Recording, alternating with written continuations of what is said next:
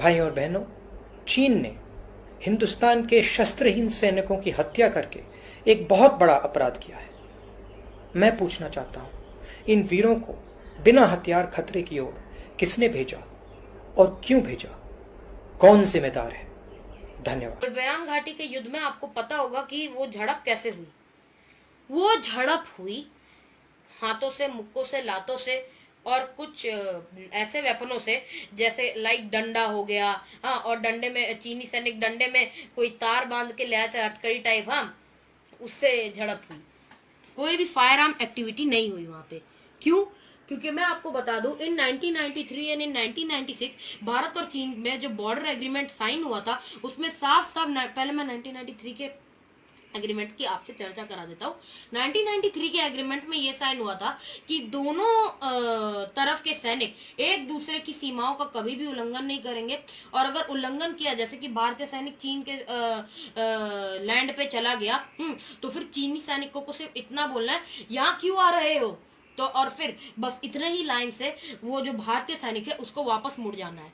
हाँ, एक तो ये, और दूसरा, दोनों सैनिक जो है, भारत जो है चीन की माटी की भी रिस्पेक्ट करेगा और चीन जो है भारत की माटी की भी रिस्पेक्ट करेगा। दोनों एक दूसरे देश की माटी की रिस्पेक्ट करेंगे, कोई भेदभाव की भावना अपने दिल में, अपने मन में नहीं रखेंगे। ये बहुत मोटा मोटी बात हुआ था उस एग्रीमेंट में। तो चलिए, हमारा जो मेन एग्रीमेंट है गलवान घाटी से जुड़ा हुआ जो एग्रीमेंट है वो है 1996 का, वो मैं आपको बता देता हूँ। उस एग्रीमेंट में क्या साइन हुआ था? उस एग्रीमेंट में ये साइन हुआ था कि कभी भी जब भी इंडिया और चाइना के बॉर्डर में पेट्रोलिंग पार्टी पेट्रोलिंग कर रही होगी, तब न भारत के सैनिकों के पास न चीन के सैनिकों के पास फायर आर्म्स होंगे या फिर ब्लास्ट वेपन होंगे। फायर आर्म्स मतलब गन, चाहे वो हैवी वेट हो या लो वेट हो या हाई वेट हो, ओके, लाइक पिस्टल या लाइक AK-47, कुछ भी फायर आर्म्स नहीं होने चाहिए। और ना ब्लास्ट वेपन लाइक ग्रेनेड, वो ऐसे करके फेंकते हैं ना, वो वाला भी नहीं होना चाहिए, ना भारतीय सैनिकों के पास ना चीन के सैनिकों के पास। तो उसी चीज को दायरे में रखते हुए गलवान घाटी की झड़प हुई। तो अब कुछ पप्पुओं द्वारा सवाल उठाए गए हैं कि भारतीय सैनिकों के पास गलवान घाटी के झड़प में गन्स क्यों नहीं थे, फायर आर्म ब्लास्ट वेपन्स क्यों नहीं थे। माफी चाहता हूं कि मैं 13 साल का हूं और 50 साल उम्र वाली बातें करता हूं, लेकिन आप खुद बताइए, हमारे देश में एक नागरिक है जो 50 साल का होके 10 साल की बातें करता है, तो अब मेरा तो फर्ज बन जाता है कि मैं 13 साल का होके 50 साल की बातें करूं। क्यों? तो बस आज मैं वही बातें कर रहा हूं। देखिए, अच्छा, और ये जो एग्रीमेंट साइन हुआ, ये जिस समय एग्रीमेंट साइन हुआ, भारत में रूलिंग पार्टी कौन थी? भारत में रूलिंग पार्टी थी SD देवगौड़ा की।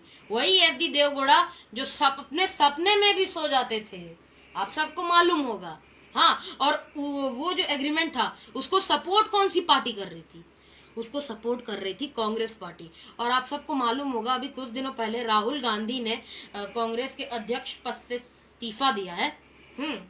तो इसका मतलब वो कांग्रेस के अध्यक्ष रह चुके हैं। अब जब वो कांग्रेस के अध्यक्ष रह चुके हैं तो उनको इतना तो पता ही होना चाहिए कि उनकी पार्टी ने कौन से ईयर में कब कौन सा एग्रीमेंट साइन किया, और हमारे किस देशों से हमारी दोस्ती है, क्या क्या हमने पहले अपने कांड कर रखे हैं। इतना तो पता ही होना चाहिए किसी भी पार्टी के अध्यक्ष को कि हमने पास्ट में क्या किया हुआ है, क्या एग्रीमेंट साइन है। अब 1996 का जो एग्रीमेंट था वो कांग्रेस सरकार द्वारा ही सपोर्टेड किया जा रहा था SD देवगौड़ा को। तो जब कांग्रेस ही समर्थन कर रही थी इस एग्रीमेंट का, और क्योंकि राहुल गांधी कांग्रेस के ही नेता है, तो उनको तो इतनी बात पता ही होनी चाहिए थी कि इंडिया चीन जब झड़प हो रही थी गलवान घाटी में, तो फिर फायर आर्म्स क्यों नहीं उठाए गए। उनको तो ये पता ही होना चाहिए था कि 1996 में समझौता हुआ था, इसीलिए उसको मद्देनजर रखते हुए सिर्फ हाथापाई हुई, मुक्काबाजी चली, इसलिए फायर आर्म्स नहीं उठाए गए। ये अगर यही देश का हाल रहेगा, ऐसे ही नेता आते रहेंगे ना, तो मैं बता रहा हूँ देश का फ्यूचर जो है पूरा का पूरा नाली में जा रहा है, कचड़े में जा रहा है।